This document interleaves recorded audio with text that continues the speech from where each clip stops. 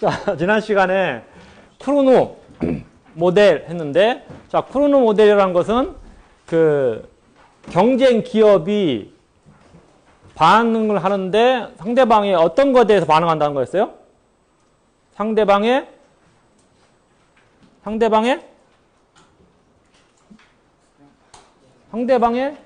생산량에 대해서 반응한다고 그랬는데, 그래서 그게 1838년에 크로노라는 프랑스 학자가 자, 그런 이제 모델을 만들었는데, 한 45년 이후에 똑같은 프랑스 학자인 베르트랑이라는 학자가 1883년이죠. 83년에 그 앞에 선배의 모델을 갖다가 이제 그 비판합니다. 실제 상대방에 대해서, 경쟁 기업에 대해서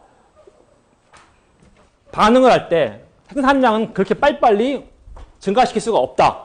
때로는. 그렇죠. 예를 들어서 뭐 주택 같은 거라든지 상대방이 생산량을 갖다 몇 채 지으면 나도 금방 막 따라갈 수 없어요. 자, 그래서 그거보다는 오히려 경쟁 기업들이 가격에 더 민감하게 반응할 것이다. 자, 이런 식으로 해서 모델을 만들합니다. 그래서 그게 이제 베르트랑 모델이에요. 베르트랑. 그래서 이제 이것도 똑같이 프랑스 발음으로 해서 그냥 베르트랑 이렇게 합니다. 그래서 D 발음은 안 넣은 거예요. 이런 식으로 해서 그냥 이응 발음을 해가지고 이렇게 보통 발음해요. 자, 그래서 여기에서 이제 베르트랑이라는 학자가 50여 년 전, 45년 후에 이제 모델을 만들었는데, 자, 우리가 이제 여기서 이제 베르트랑 모델을 공부하면서 크로노랑 항상 비교를 해봐야 돼요. 크로노랑 비교하면서 크로노는 생산량이고 베르트랑이면 가격입니다. 그래서 그 어떤 거에 더 관심을 갖냐에 따라서 전개돼가는 과정을 유심히 보세요.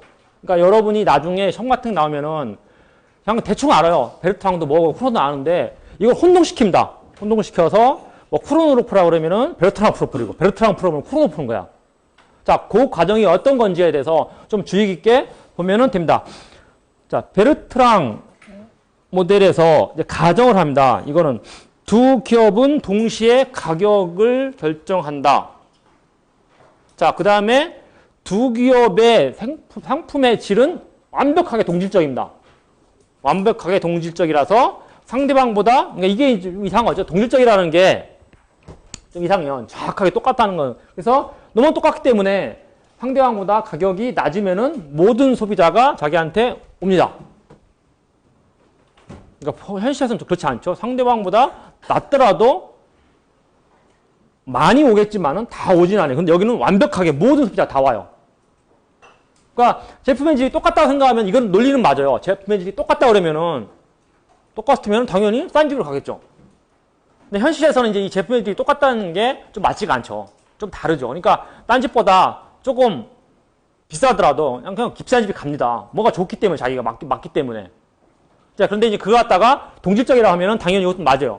상대방보다 가격이 낮으면 모든 소비자들을 끌어올 수 있다. 그 다음에 가격이 동일한 경우에는 수요를 반반으로 나옵니다. 딱 반으로. 자, 그 다음에 자신의 한계 비용보다는 가격을 낮추지 않아요. 그러니까 가격은 항상 이렇게 되겠죠. 가격은 이렇게 됩니다.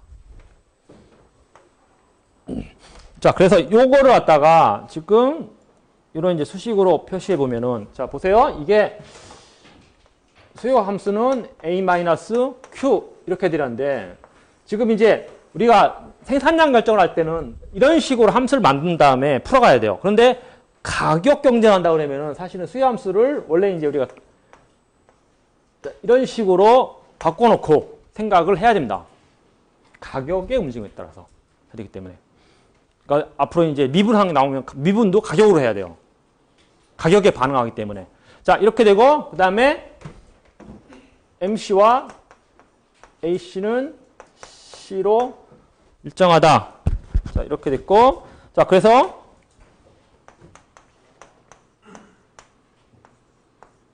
P1이 P2보다 낮으면은 기업 1은, 자, 이거 다 가져갑니다. 수요량, 그러니까 A-P1이 되겠죠. 자기가 붙인 가격. 그 다음에 Q2는 제로. 하나도 못 팔아요. 가격이 비싸기 때문에. 자, 그 다음에 P1과 P2가 같으면은 됩니까? 이렇게 되죠. 2분의 A-P1. 그 다음에 Q2도 2분의 A-P2. 자, 이렇게 되고, 이 경우에는 이게 어떻게 돼요? 같죠. 왜냐면 P1과 P2 같으니까 값이 같을 거 아니에요. 이 시장 수요. 자, 이거 갖다가 둘이 똑같이 나눠 갖는다. 자, 이런 거고. 그 다음에 P1에 비해서 P1이 P2보다 크면은 Q1은 제로가 되고 Q2는 A-P2가 됩니다. 자, 이렇게 돼서 이제 요걸 갖다가 우리가 이제 논리적으로 얘기를 해야 되는데 결론만 얘기하면은 유일한 내시균형은 가격 1과 2가 다 C에 붙이는 겁니다. 그래서 결론은 기업 1과 2의 이윤함수가 이렇게 구해지죠. 다시 이윤은 이게 P-C 하고 와서 Q 이렇게 될까 봐요. 기업 1은 이렇게. 그렇죠. 만약에 C를 붙인다 그러면은 지금 C가 이제 우리가 내시균형이라는 거 갖다가 설명을 해야 되는데 만약에 C가 도달된다 그러면은 그래서 얘가 이제 C-C가 되고 그다음에 Q1이 얼마가 되는 거예요? 가격을 똑같이 붙이기 때문에 2분의 1이 되고 그다음에 어떻게 돼요? A-C 뭐 A는 C보다 당연히 클 테니까 여기는 플러스가 되지만 여기가 0이 돼 버리죠. 그래서 이윤이 0이 됩니다. 자, 요걸 갖다가 이제 우리가 설명을 해야 돼요. 결국은 안녕 그 베르트랑 경쟁을 하게 되면은 가격을 계속 경쟁해서 결국 가격이 C까지 떨어지고 이윤이 0이 된다. 결국 가격이 C가 된다는 얘기는 MC가 된다는 얘기는 완전 경쟁과 동일해요. 그렇죠? 자, 그거를 갖다가 제가 여러분한테 설명을 하게 됩니다. 자, 일단 첫 번째.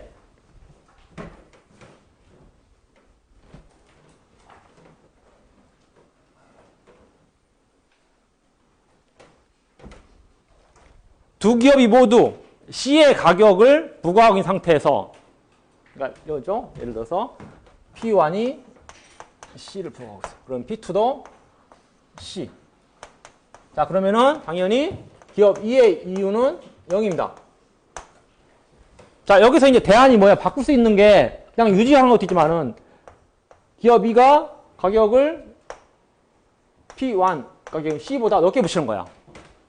자, 그러면은 기업 2의 이윤은 0이죠. 사실은 이거는 P2-C는 0보다 클 수가 있어요. 그런데 이쪽 다치면 안 되네.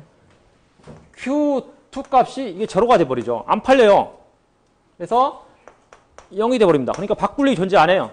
그냥 둘 다 C에 맞추고 있을 때 나는 그냥 C보다 높게 부를 이윤이 존재하지 않습니다. C에 유지한단 말이야. 자, 그 다음에 가격 P2로 왔다가 C보다 낮게 불러요. 자, 이러 같은 경우는 기업 2는 지금 이제 이거는 어떻게 되는 거야? 이게 P2-C하고 여기에다가는 다 오겠죠? 그렇죠? A-P2 이렇게 되겠죠? 맞나요? 자, 그런데 이 값이 얼마야? 작게 되죠. 그래서 음수가 되기 때문에 이건 이제 플러스가 되겠죠. 그렇죠? 역시 P2보다 P2이니까 P1이 C보다 가격을 낮게 부르지 않습니다. 그래서 C를 벗어날 요인이 존재하지 않아요. 자, 다음에 또 뭐가 있냐면은 제가 칠판을 효율적으로 못 쓰네요. 자, 상대방 가격이 P1이 C보다 커요. 높게 붙일 때. 자, 이거는 이제 가격 어떻게 붙일 것이냐 한번 봅시다. 쭉 씁시다.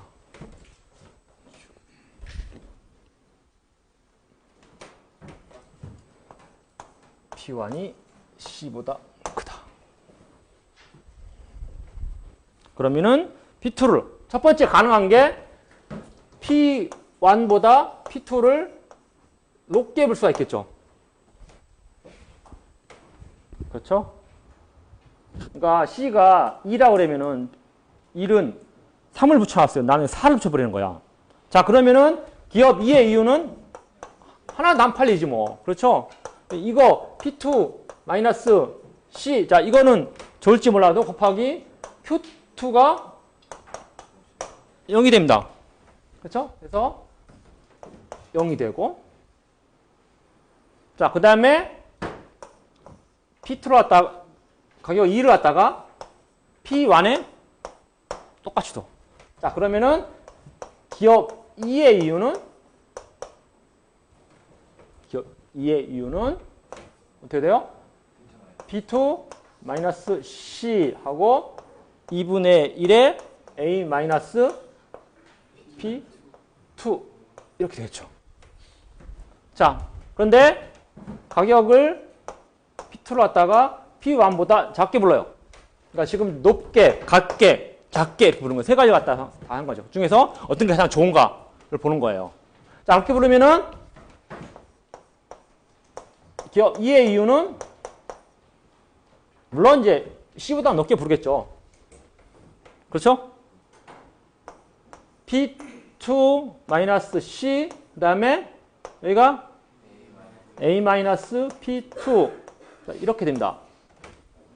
자, 그러면 이게 0이니까 쓸데없고 자, 두 개를 비교해야 되는데 어떤 게 더 클까요? 밑에 게 왜? 2분의 1이 여기는 붙어 있어서 자, 근데 그렇게 따지면 안 돼. 왜냐면은 여기 P2하고 여기 P2하고 달라요. 왜 보세요. 여기 P2는 P1과 같고 여기 P2는 P1과 작다기 때문에 그렇죠. 이렇게 비교하면 물론 이제 직관적으로 봐도 이게 커요. 이거 나눈 거니까 뭐 이거 가격 조금만 떨어뜨려. 자, 그러나 조금 더 논리적으로 설명하기 때문에 이렇게 된다. 이거 갖다가 바로 P2를 비교하면 안 되니까 이걸 통해서 불러야 돼요. 자, 그래서 기업 2의 이윤을 이렇게 바꿀 수가 있죠. P 여기서 1 마이너스 C 그 다음에 2분의 1에 A 마이너스 P1 이렇게 부를 수 있죠. 그렇죠? 여기서 같으니까. 자, 그 다음에 이걸 없애버린 거야. 왜 걸? 이 P2의 가격. 그러면은 제가 어떻게 하냐면은 P2를 갖다가 P1에서 조금만 깎으면 되겠죠. 그러면 이제 P2 가격이 나오고. 그러니까 지금 이렇게 두 번째 P2 가격을 갖다가 P1 가격에 맞추는 거. 그러면 이제 요 P2를 갖다가 똑같은 이게 P2의 크기가 그냥 P2랑 붙여놨지만 이 크기가 달라요. 다르니까 이쪽에다 기준 맞춥니다. 일단 그럼 다 P와 바꾼 다음에 그 다음에 이거 P2가 낮다는 얘기는 그러니까 P1보다 낮다는 상대방 가격을 기업 2가 P1보다 낮게 부르는 거야. 물론 낮게 부를 때 조금만 낮아도 나한테 다 들어오기 때문에 조금 입실론만큼 낮게 부르는 거죠. 그렇죠? 0에 가까울 정도로.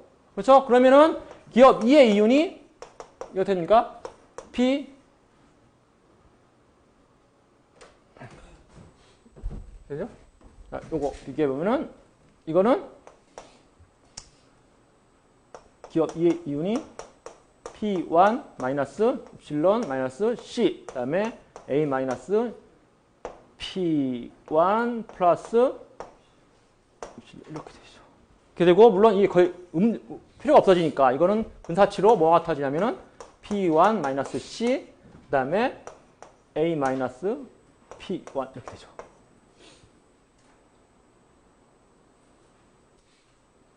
논리 이해돼요? 네. 논리가. 여기서 바로 비교할 수 없기 때문에, P1을 거쳐서, 이게 이제 증명하는 방법이에요. 증명하는 방법. 이렇게 됩니다. 자, 이렇게 되면은, 이제는 이제 이쪽에 이거랑 비교하면은, 이때는 P1이 같은 거예요. P1, P1이야. 이거는 같은 크기란 말인데, 여기에서는 P2하고 여기 P2는 달라요. 네? 왜냐면 작다고 했잖아. 작다고 했잖아. 그렇죠? 그러니까 P1을 통해서 보면은, 자, 그러면 이제는 알죠? 어떻게 커요? 두 번째? 세 번째. 그러니까, 그렇죠. 두 번째가 더 크죠. 그렇죠? 이쪽이 더 크게 됩니다. 자, 그래서 이제 이거는 이제 입술론 같은 경우는 임의의 작은 수예요. 임의의 작은 수로 빼준 가격 붙이겠죠. 그러니까 낮춘다 했으니까 상대방이 P1을 붙이면 나는 그보다 약간을 줄여서 P를 붙인단 말이야. 그러면은 그 이유는 이렇게 표시가 돼요. 근데 이게 영어 가까워지면 저쪽만 가격이니까 이게 이제 논리가 상대방보다 만약에 상대방이 300원에 이런 가격을 붙인다 그럴 때 나는 299원 뭐 9점 이런 식으로 붙이는 거야. 그래도 수요가 반토막났던 게 다 들어오기 때문에 사실은 이게 이득이에요. 그냥 우리가 직관적으로 봐도 아 당연히 그냥 이거 크다고 생각한 거야. 그런데 여기 증명할 때는 EP2하고 EP2하고 다르기 때문에 이것을 P1을 통해서 증명을 해보는 거예요. 이해됩니까? 자, 그래서 결국은 이것도 그러면 뭐야? 가격을 P1보다 약간 낮춰보는 거야. 그렇죠? 그래서 가격 갖다가 P1보다 P2가 낮춰보려고. 그럼 만약 그게 아직도 가격이 C보다 크다 그러면은 역시 P1도 또 따라주고 이러면서 계속 가격이 하락하죠. 가격이 하락하다가 손해는 볼 수 없으니까 결국은 가격이 쭉쭉 떨어지다가 어디 맞춰지냐면 P1 가격과 P2 가격이 어디서 멈춰지면은 더 이상 멈춰지지 않냐면은 C입니다. C.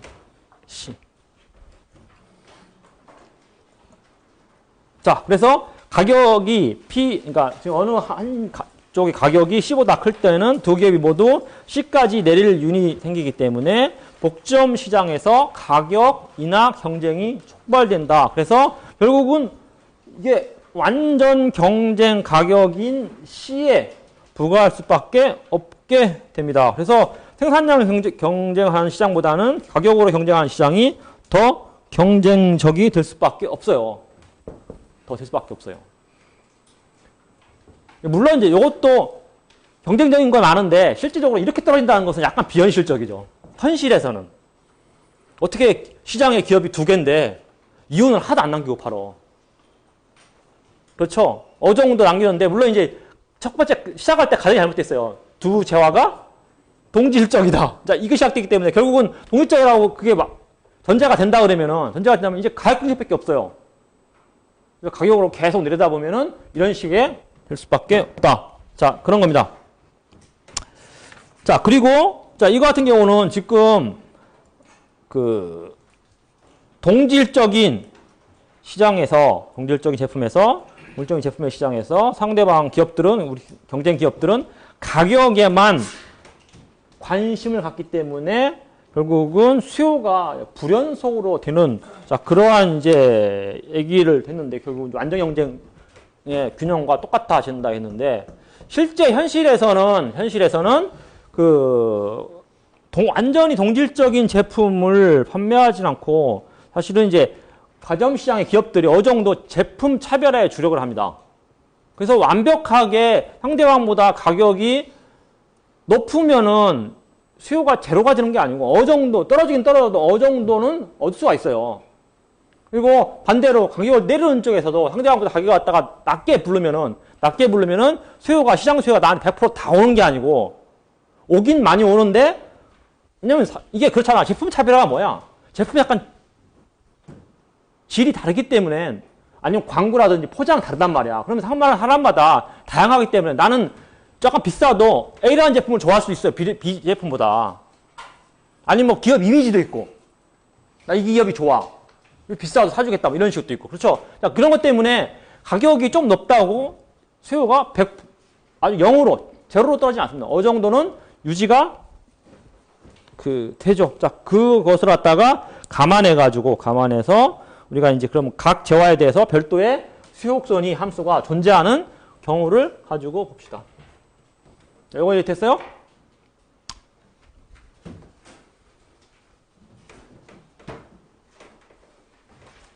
자, 소형차 시장의 얘인데, 이건 이제 책에 나온 걸 제가 따다 보니까 그대로 대우, 요즘에 대우 이제 없어졌잖아. 그렇죠? 대우 마티스, GM에서 생산되는 게 뭐죠? 소형차? 쉐보레입니까? 똑같은 걸 쉐보레라고 그래요? 마티즈를 갖다가? 네? 스파크라고 해요? 자, 그래서 이제 그거, 지금 스파크라고 하는 게 이제 옛날에 대우의 마티즈고, 기아의 모닝은? 나옵니까? 예. 자, 이게 이제 그런 거 갖다가 소형차 시장에서 이게 복점 시장이고, 복점 기업들이고, 자, 이제 이걸 가정해놓고 나서 이들이 비용 조건은 똑같은데, 비용 조건은 똑같다고 가정해놓고 나서, 그런데 이게 제품이 어느 정도 조금씩 달라가지고, 막 색상이라든지 디자인이 달라가지고, 소비자마다 어느 정도 선호가 달라요. 자, 그런 상황을 고려한 겁니다. 자, 그래서 이제 요거는 기업 1의 수요함수가 그냥 가격이 낮으면은 100% 들어 이런 게 아니라 이렇게 A 마이너스 P1 플러스 베타 P2. 보통 이제 그냥 우리 수요함수 할 때 이렇게 했었죠, 한번 앞에서. Q1은 A 마이너스 P1 이렇게 됐는데 이제 이게 뭐냐면 단순하게 비교해서 뭐 가격이 낮으면 다 들어온다는 게 아니라 내가 가격이 올라가면은 내 수요 떨어져요. 이게 일반적이죠. 그런데 상대방의 가격에 의해서 어느 정도 영향을 받는다. 자, 어느 정도 비율만큼. 자, 이런 이제 얘기를 한 거죠. 그래서 요 Q2도 똑같고 Q2도 단순화시키기 위해서 A 플러스 베타 P1 마이너스 P2 시메트릭하게 이렇게 그려놨어요. 그리고 MC와 AC는 C로 일정하다.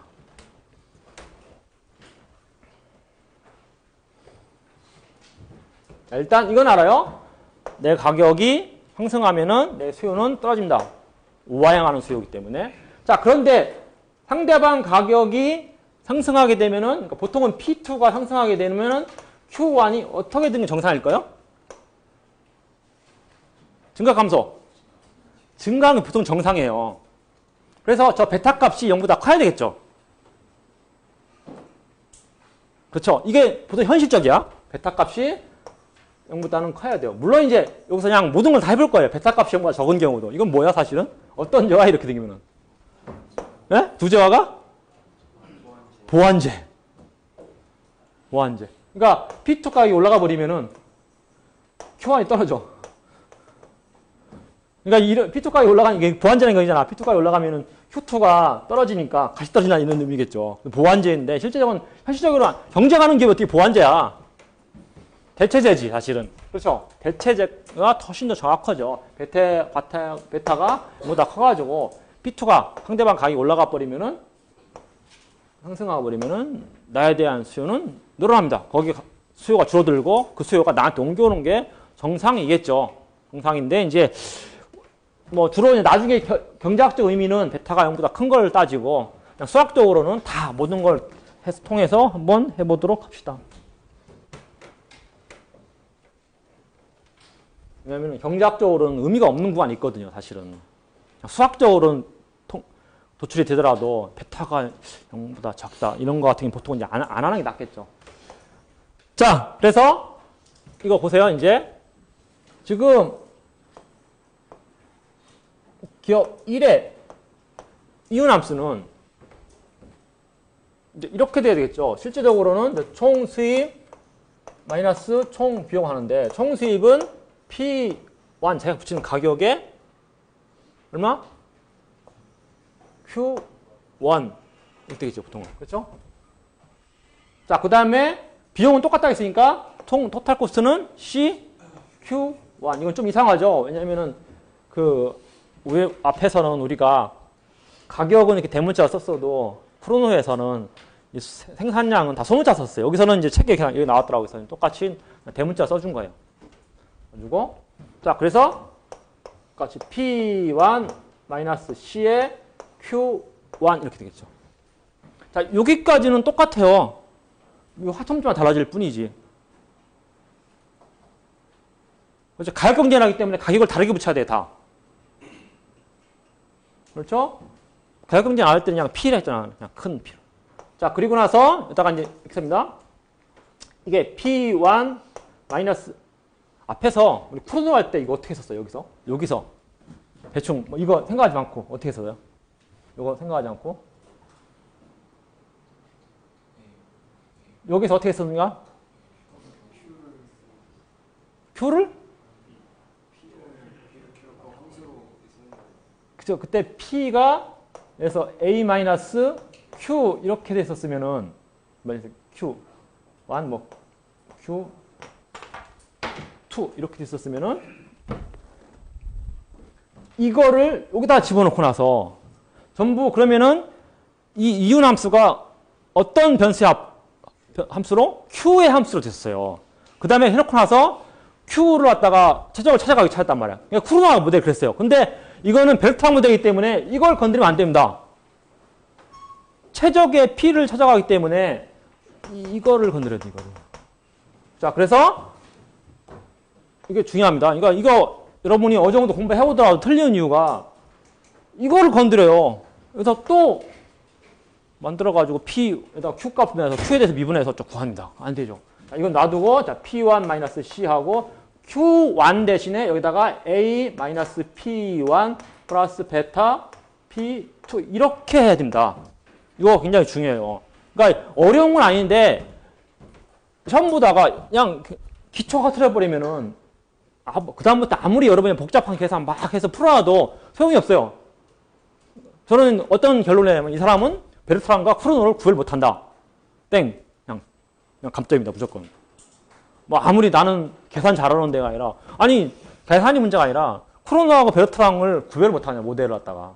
그러면은 안 되겠죠. 그거 조심하세요. 이렇게 놓고 나서 자 이제 이윤 목대하는 거 값 구하면 되겠죠. 자 그러면은 자 이 이윤 함수를 P1에 대해서 미분하면 되겠죠. 이건 약간 좀 복잡하죠. 아까 전 시간에 배웠던 하고. 자, 먼저 앞에 거 먼저 미분하면 1이죠. P1에서. 그 다음에 뒤에 거 그대로 붙여주면 되고 A-P1 플러스 베타 P2. 자, 그 다음에 앞에 거 놔두고 뒤에 거 미분하면은 마이너스 1이 나오니까 그러면 마이너스 P1 그 다음에 플러스 C 이퀄 저렇게 되겠죠. 물론 2차 조건은 안 해요. 이제부터는. 자, 마이너스 2니까 여기가 마이너스 2P1이니까 한 번 또 미분하면 마이너스 2겠지. 자, 그래서 정리를 하게 되면은 반응함수를 구하면은 P1은 2분의 맞나요? A 플러스 C 플러스 베타 P2 이렇게 됩니다.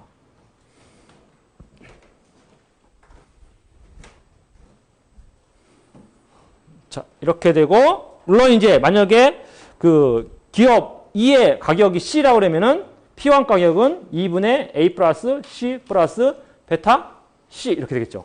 베타 C. 자, 물론 기업 2도 똑같아요. P2도 이제 시메트릭하기 때문에 계산 다시 안 해봐도 2분의 A 플러스 C 플러스 베타 P1이 될 거라는 것을 우리가 알 수가 있어요. 자, 근데 여기에서 이제 조금 복잡해집니다. 여기서 그냥 단순하게 제가 여기 그 강의록에 올린 거는 그냥 경제학적 의미만 있는 것만 이렇게 해놨는데 실제적으로는 좀 더 복잡해요. 자, 어떻게 해야 되냐면은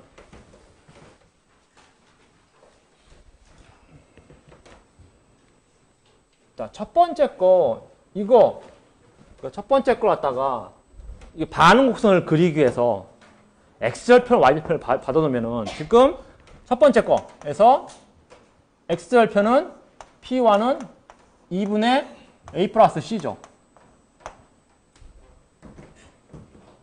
그렇죠? 그 다음에 y절편은 P2는 이걸 0으로 하는. 그러니까 얼마가 돼야 돼? 빨리 암산 마이너스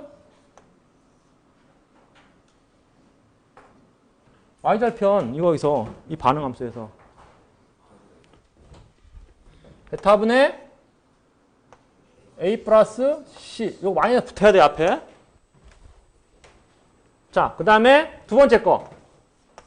두 번째 거는 P2는 2분의 A 플러스 C 그 다음에 P1은 똑같이 마이너스 베타분의 A 플러스 C. 자, 그래서 이게 대충 이제 그 우상향할 수도 있고 요거에 따라서 우하향할 수도 있어요. 베타의 크기에 따라서. 그렇죠? 그런데 이게 이렇게 특히 우상향하는 경우는 이렇게 우상향하는 경우는 기울기를 잘 봐야 돼. 만약에 이렇게 올라왔어요. 두 개 다. 예를 들어서 베타가 2야.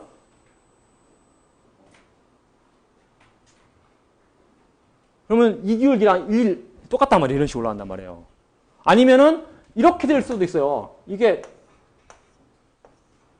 이렇게 될 수 있다고. 기울기가 따라서.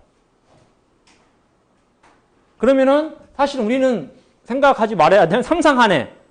수학적으로만 균형이 생겨요. 사실 균형 여기서 찾는 건데. 그렇죠? 그래서 그 경우를 모두 고려해 봐야 됩니다. 그렇게 하기 위해서 우리가 고려할 게 뭐냐면은 이 베타의 크기를 2보다 큰 경우하고 2를 기준으로. 이게 2가 여기 있단 말이에요. 이거 2가 기준이에요. 자, 그 다음에 베타의 크기가 정확하게 2인 경우하고 그 다음에 베타의 크기가 0과 2 사이 있는 경우하고 물론 베타가 0이면 말이 안 되죠. 그렇죠. 분모가 0이 돼버리면 만약에 그건 제외해버리고 자, 그 다음에 이게 사실은 앞에 마이너스 때문에 꼭 이것뿐만 아니라 베타가 0과 마이너스 2 사이도 봐야 돼요. 거꾸로 마이너스 2와 0 사이 대충 하면 되죠 뭐. 자, 그 다음에 베타가 마이너스 2인 경우 물론 밑에 거는 사실은 경제학적 의미는 별로 없어요. 근데 한번 다 그려보는 거야. 그려보고 자, 그 다음에 베타가 이거 어떻게 해야 돼? 마이너스 2보다는 작은 경우. 아, 복잡하네. 그죠? 자, 이렇게 6가지 경우를 갖다가 우리가 봐야 될 겁니다. 6가지 경우.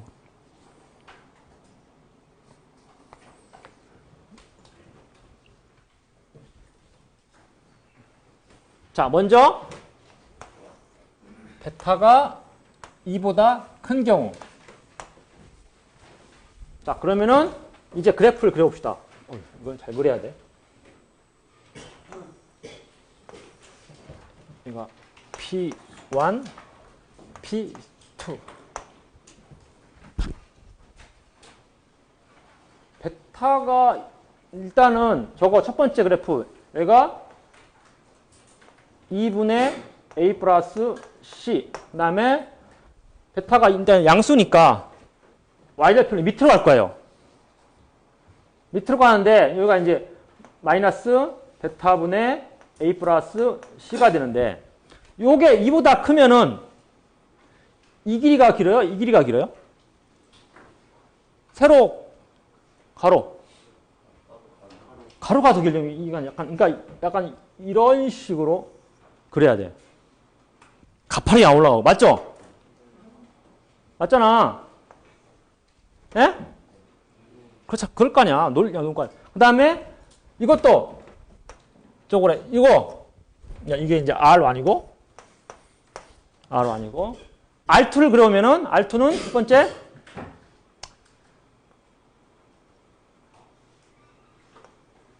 2분의 A 플러스 C 그 다음에 이쪽도 이렇게 되겠죠. 마이너스 베타분의 A 플러스 C 이가 크니까 이 길이가 이거보다 작겠죠. 그러니까 당연히 가파르게 올라가겠죠. 이렇게. 맞나요? 베타가 이보다 크다면 일단은 그 다음에 이건 무시해야 돼요. 이거 필요 없어. 이쪽 건너가 쁜 것 뿐이야. 길이를 얘기할 때는 필요 없잖아. 그렇죠?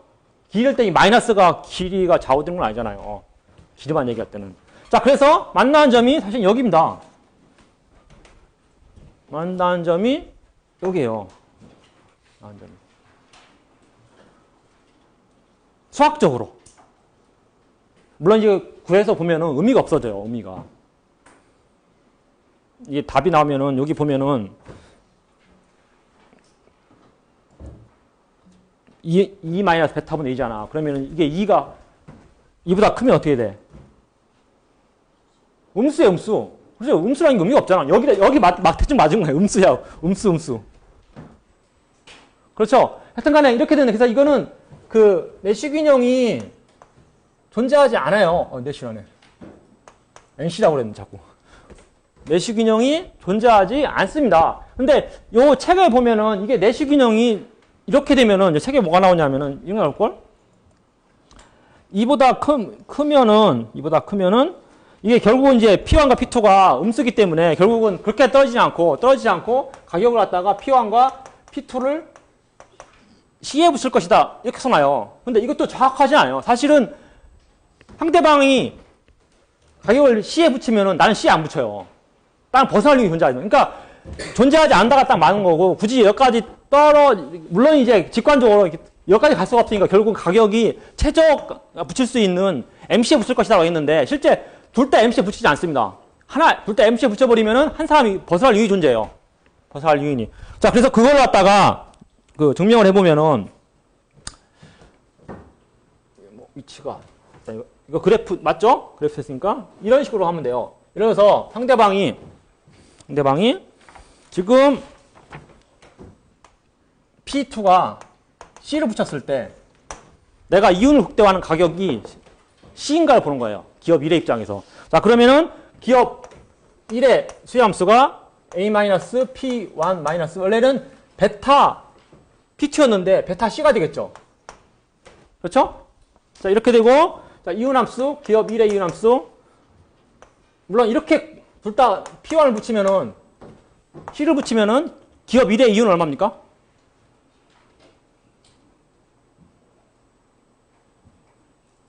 1은 0이겠지, 0. 맞죠? 자, 그래서 이제 여기서 내가 상대방이 C를 붙일 때 내가 C를 붙이면 0인데 내가 이론 극단을 다른 데 찾아서 이윤이 0보다 커지면은 벗어날 일이 존재하겠죠. 자, 그래서 그걸 해보면 됩니다. 그래서 이게 이제 P1-C, 그 다음에 A-P1 플러스 베타 C. 자, 그래서 P1에 대해서 미분해서 구해보면은 이게 A-P1 플러스 베타 C, 그 다음에 마이너스 P1, 그 다음에 플러스 C 이퀄 제로가 되죠. 그렇죠? 그래서 P1은 2분의 A 마이 플러스 C 그대로 나온 거네 아까. 베타 C가 되겠죠. 이렇게 되고 그러면은 Q1 값은 A 마이너스 P1 2분의 A 플러스 C 플러스 베타 C 그 다음에 플러스 베타 C 이렇게 되겠죠.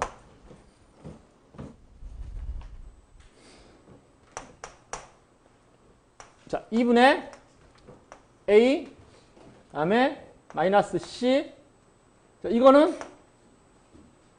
플러스 베타 C 이렇게 되죠. 플러스 베타 C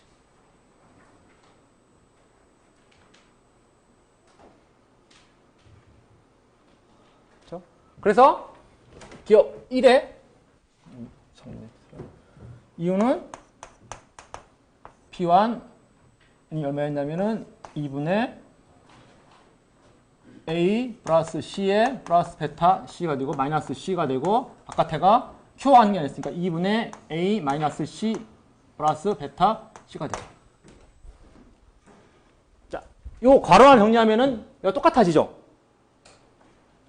그렇죠? 자기가 마이너스 이건 플러스 C였고 이게 마이너스 C였기 때문에 맞죠? 자, 그래서 이윤이 얼마가 됩니까? 4분의 A 플러스 C 플러스 베타 C의 제곱 이렇게 됩니다. 이렇게 돼서 이 값이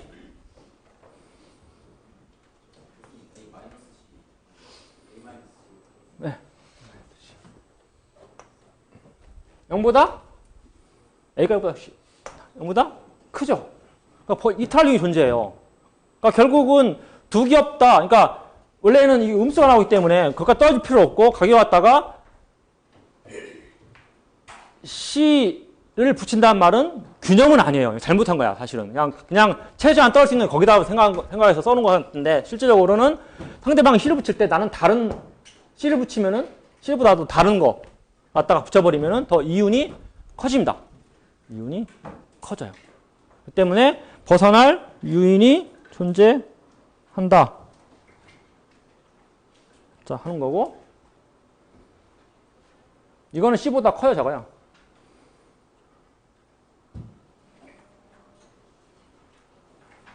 지금 낮추면 안 되지. 손해보죠. 당연히 크겠지. 이게 A가 C보다 큰데? 그럼 일단 2배 넘어갔잖아. 그렇죠? 자, 그래서, 이제, 그 다음에, 이 장소가 부족해서 자꾸 지워야 되는데, 이걸 쓸게요. 이거 갖다가, 이렇게 하고,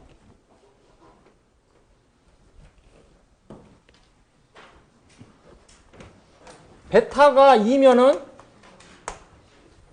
어떻게 돼요? 베타가 2면은, 자, 여기가 2분의 A 플러스 C였고, 그 다음에 여기가 마이너스 베타분의 A 플러스 C였고, 이게 기울기가 1이 되죠. 그렇죠? 이렇게 되고, 여기 똑같아요. 여기도 2분의 A 플러스 C고, 그 다음에 여기도 마이너스 2분의 A 플러스 C가 되기 때문에 이렇게 됩니다. 그래서 이거는 내 세계에 존재하지 않는다. 자, 그 다음에 베타가 0과 2 사이에 있으면 아까 논리가 반대가 돼야 되겠죠? 논리가 반대가 되면서 이게 만약에 1 이렇게 든다면 이게 너 길어요.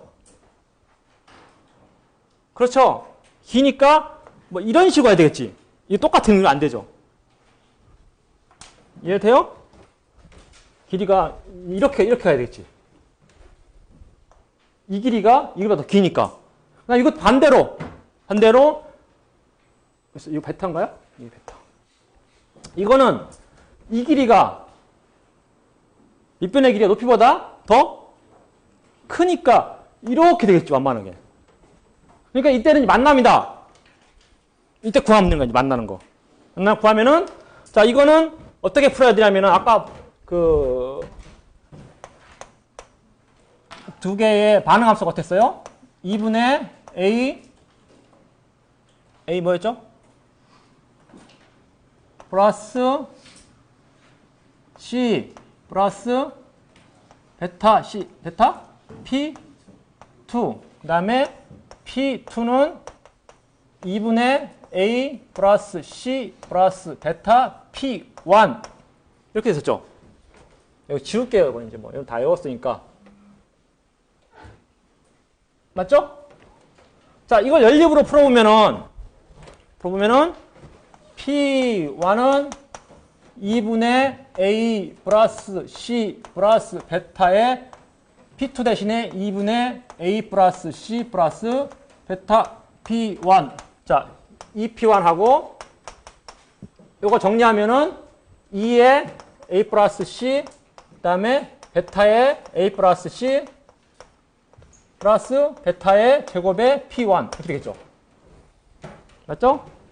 자, 그 다음에 이렇게 곱하면은 4P1 빼면은 4P1 마이너스 베타 제곱 P1. 그러니까 어떻게 하냐면은 베타 P1을 빼버리면은 P1. 그렇죠? 그 다음에 여기는 A 플러스 C 빼내면은 E 플러스 베타. 이렇게 되죠. 그리고 이거 4 마이너스 베타 제곱 뭘 할 수 있어요? 인수분해. 추억의 인수분해. 2 플러스 베타, 2 마이너스 베타. 2 플러스 베타 여기 있으니까. 그러면은 P1이 얼마가 되냐면은 2 마이너스 베타분의 A 플러스 C가 되죠. 맞죠? 자, 그 다음에 P2는 뭐 당연히 똑같겠지. 구할 필요 없어요. 자, 이렇게 된다. 이 값이, 여기 값이 뭐가 되냐면은 2 마이너스 베타분의 A 플러스 C고 여기도 2 마이너스 베타분의 A 플러스 C 이렇게 구해지는 거죠. 여기는 이겁니다. 경제학적으로 의미가 있는, 경제학적으로 의미가 있는 구해지는 거고. 자, 그 다음에 이제 우리가 안 했던 게 뭐야? 베타가 크기가 또 뭐가 남았어요? 베타가 0과 아니, 마이너스 2와 0 사이에 있을 때. 자, 그걸 갖다 그래프를 다시 그려보면은 이건 이제 의미는 없어요. 찾아보는 거야. 그냥 찾아. 이것도 어렵진 않아요. 어렵진 않고 그냥 집어넣으면 돼. 어차피 답은 나와요. 계속 똑같이. 자, 이거는 자, 여기가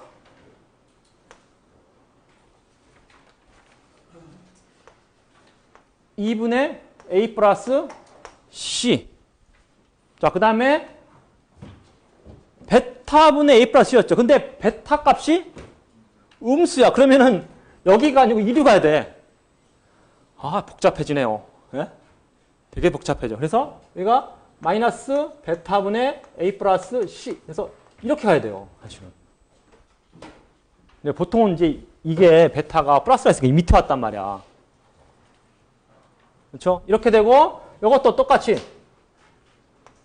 2분의 a 플러스 c 하고 그 다음에 마이너스 베타분의 a 플러스 c. 자, 이거 보세요. 이게 이 크기하고 이 크기하고 비교해야 되는데 베타가 마이너스 2와 0 사이 있으면은 이게 더 크죠? 그러니까 이렇게 되는 거 봐, 이렇게.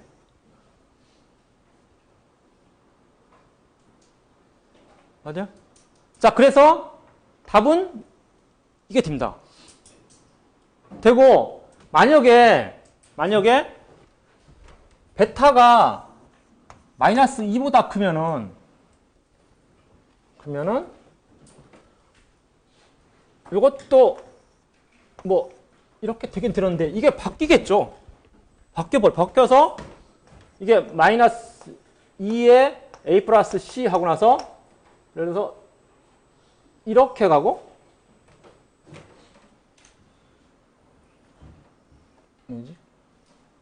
이렇게 가서, 마이너스 베타분의 a 플러스 c가 되고, 그러니까 이게 뭐야? 기업 1의 반응함수가 되고,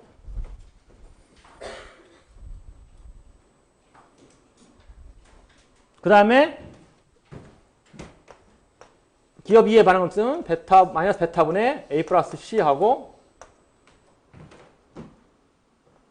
2분의 a 플러스 c 하면서 이렇게 돼버려요. 똑같이 만나는데 이게 차이가 나고, 근데 문제가 이건 뭐냐면은 이게 R2거든?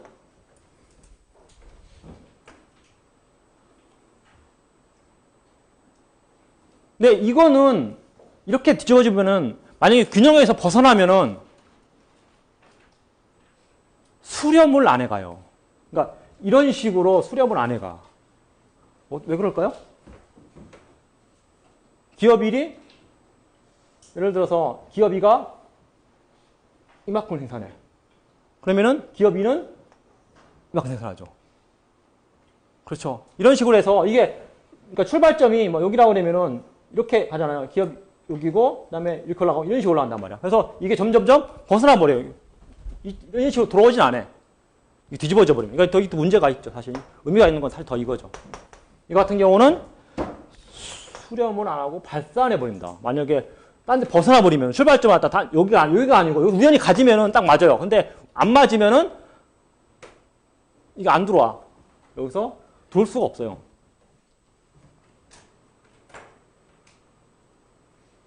이해돼요? 자, 이렇게 발산하고 그 다음에 마지막 남은 게 뭐냐면은 베타가 정확하게 마이너스 2면은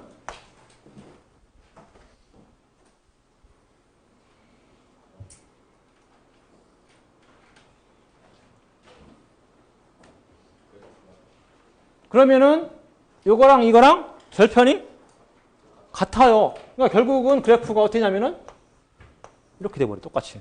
이거는 무수히 많은 균형이 존재하겠죠. 무수히 많은 균형이 존재한다.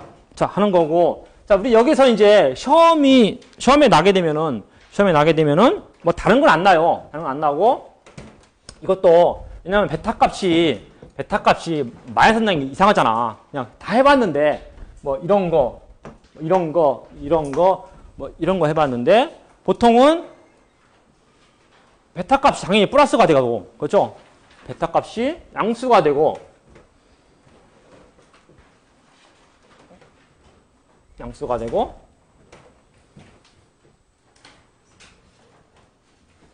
값이 0보다 커야 될 테고, 그 다음에 사실 베타가 2보다 크다는 것도 의미가 없죠. 의미가 컸으면 이게 3상안에서 균형이 존재했잖아. 그렇죠? 이런 것을 찾는 것은 되게 안 나오고, 어느 정도 그 적당한 정도의 대체성이 있어가지고, 약간 대체성이 있어가지고, 균형은 항상 일상안에 존재하도록 만듭니다.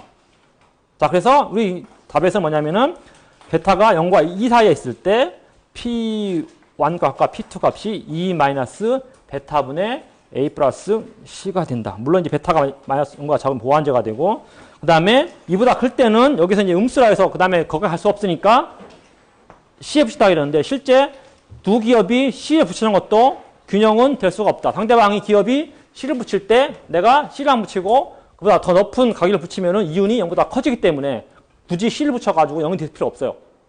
그래서 이제 이 시험 같은 거 문제를 나가면은 어떻게 하냐면은 뭐 다른 거는 거의 예외가 안 되고 구체적인 숫자를 줘요. 그래서 만약 Q1 값이 A 마이너스 P1 플러스 뭐 베타 P2 이런 식으로 이제 주는데, 이게 이제 유의해야 될 게 꼭 그렇게 주지 않아요. 이거 갖다가 이렇게 하기도 해요. 시험에서 Q1 이건 이제 A는 뭐 상관없어요. 뭐 A라고 하면 되고 그냥, 그렇죠? 뭐 이렇게 주기도 해요. 요거는 이제 이렇게. 이러면 시험 이렇게 하면 헷갈려 하더라고. 굉장히 헷갈려 하더라고. 항상 이게 여기 있어야 되는데 왜 이리로 왔냐고 하던데 의미가 없어요. 그냥 미분해서 똑같아져요. 같아지고 항상 그 일상 안에 답이 존재하도록 하니까 그거는 뭐 이렇게까지, 그러니까 이론은 6가지 종류를 다 배우더라도, 모든 경우를 다 배우더라도 사실은 그 중에서 하나 경제학적으로 의미가 있는 부분만을 우리가 찾아내니까 걱정할 필요가 없습니다. 물론 뭐 여기 뭐 베타가 큰 걸 얘기했는데 별 필요가 없고, 베타 값이 적당한 어느 정도 제품 간의 약간의 대체성만이 존재하는 경우를 우리가 볼 수가 있어요. 자, 그 다음에 이게 시간이 약간 남았는데 한 8분 정도 더 와야 되는데 그냥 좀 해보면은 하다가 다음에 끊기더라도, 제품 차별화. 나 지금까지는 어떤 제품의 질이라든지 뭐 디자인, 자 이런 것이 외생적으로 주었다는 가정하에서 이윤을 극대화하는 생산량, 프로노 모델에서는 그러니까 이윤을 극대화하는 가격에 대해서 했었어요. 자, 그런데 이번 시간부터 배울 거면은 뭐냐면은 그거 외생적으로 주었다는 상품의 질, 뭐 디자인, 뭐 모델, 자 이런 것들을 선정하는 위치, 그거에 대해서 우리가 봐야 됩니다. 어떤 제품, 어떤 디자인을 갖다 어떤 제품의 질을 선택할 것인가. 그것도 우리가 제품 차별화해서, 이거는 이제 호텔링 모델이라고 해가지고 위치 선정 게임에 나오는 거예요. 그래서 1929년에 그 호텔링이라는 그 모델이 나왔었는데, 위치 선정 게임인데, 이거는 뭐 간단하게 해보면은 지금 그 해수욕장이 있다고 합시다. 그러면 경계가 0이고 이쪽이 1이에요. 쭉 있고, 그래서 뭐 이걸 평면으로 따지든지 아니면 직선으로 따지든가 하여튼 간에 여기에 피서객들이 양 경계 사이에 균등부포, 그러니까 0과 1 사이에 균등이 분포돼 있어요. 여러분 이제 해운대 해수욕장 생각하면 되는 거야. 뭐 어느 쪽에 몰려 있는 게 아니고 다 골고루 분포되어 있는 거야. 분포되어 있다는 얘기야.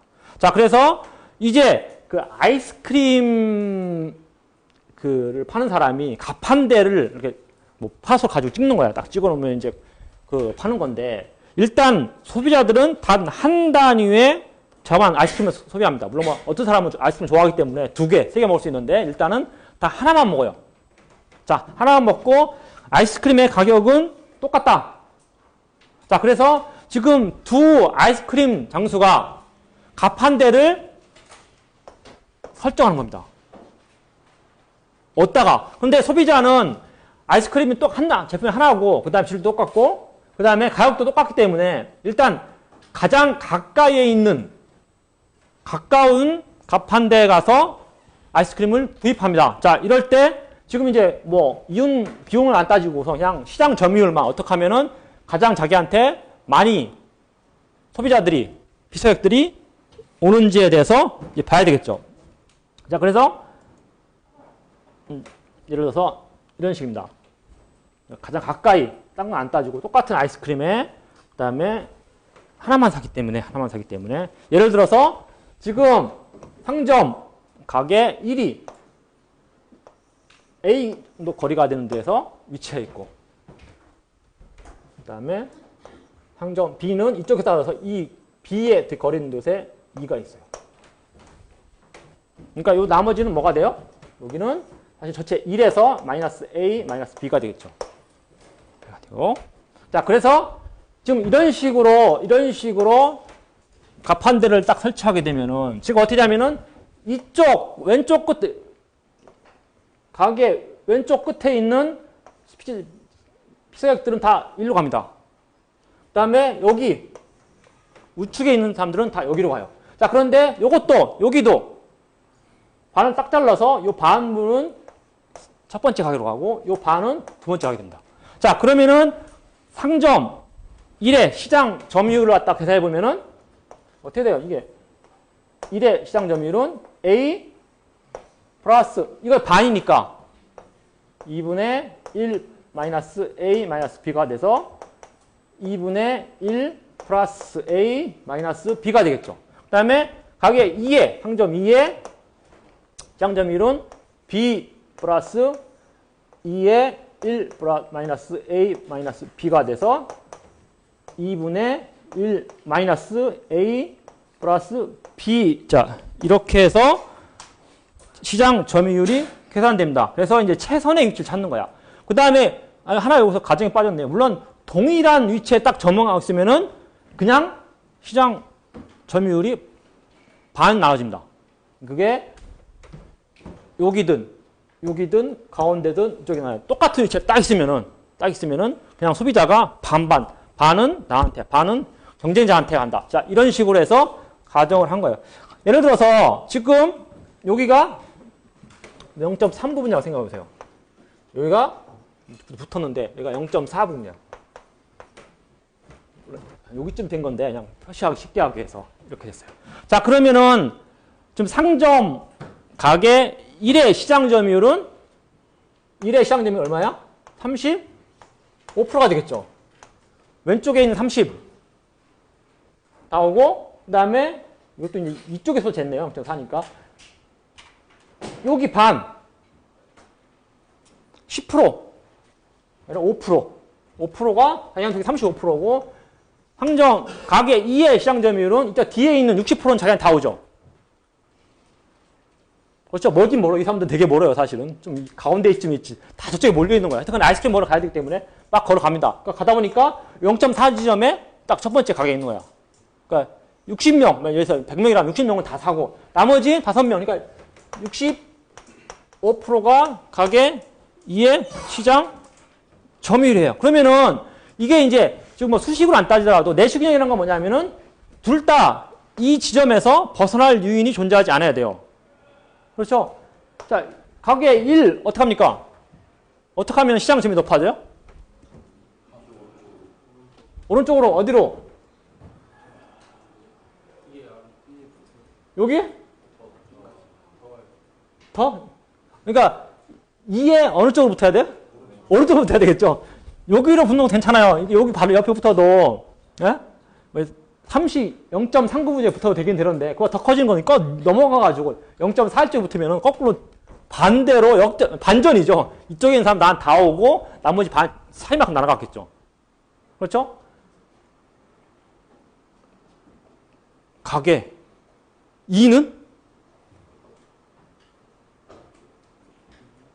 2는? 뒤집어 넘어가? 똑같은 논리로 넘어가? 넘어가면 안 되죠. 넘어가면은 30%밖에 못 받아요. 30%도 못 해요. 잘못하면은. 어떻게 이 사람은 최대한 0.3에 오른쪽으로 딱 붙으면 안 돼요. 붙으면은 시향점이 얼마가 됩니까? 50%가 돼요. 딱 같아지면은. 안 붙게. 최대한 그래도 떨어져 있어.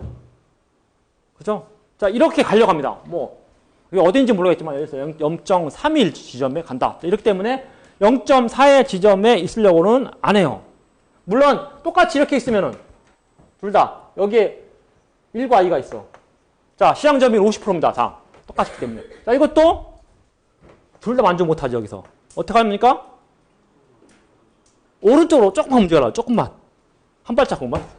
더 많이 가면 안 돼요. 괜히 많이 가는 것보다도 한 발자국만 움직여야 때문에 역시 3, 3. 이게 이제 우리가 시장점, 균형을 찾으려고 그러면은 뭐 이런 거 된다고 생각해요. 된다고 생각하는데 아닙니다. 이거는 이게 호텔링 모델이 다른 건 몰라도 내시균형 개념을 학습하는 데는 굉장히 좋은 모델이에요. 제가 보기에는. 그냥 무조건 자기가 옮겨서 이득 높이려고 하는데 실질적으로 그렇지 않죠. 여기서 이와 같은 경우는 조금만 높이면 늘어가면은 이득이 늘어납니다. 그러니까 무조건 이게 보면 이런 식으로 말하더라고. 균형을 갖다가 그냥 50%면은 그냥 그게 균형이 생각하는 거야. 아니 세 개의 기업이 존재할 때 세 개의 경제를 하면은 그래서 3분의 1씩만 딱 얻으면은 그게 균형 아닙니까? 이렇게 생각하는 거예요. 아닙니다. 벗어나서 이득이 늘어나면은 균형이 될 수가 없어요. 그래서 결국은 내시균형은 딱 이 가운데 위치하는 전략입니다. 가운데 딱 0.5 지점에 하면은 50%가 되고 여기서 조금만 벗어나더라도 0.49가 되더라도 자기는 50%못 얻어요, 이제. 왜냐면 49%에다가 이거 0.01 갖다가 나눠 갖는 거니까 결국은 0.01을 채우지 못해요, 나머지. 그걸 반밖에 못 얻어요. 안 됩니다. 그래서 결국은 딱 이렇게 되는 거고, 그래서 한가운데 위치 전략이 균형이고, 자, 요걸 해보세요. 만약에 가게가 3인인 경우. 그러니까 가판대가 2개가 아니고 3개입니다. 자, 3개인 경우는 균형이 어디인가? 아니면 균형이 존재하면 어딘가에 대해서 한번 생각해보고, 자, 이거 갖다 다음 시간에 우리가 이거에 대해서 얘기를 하겠습니다.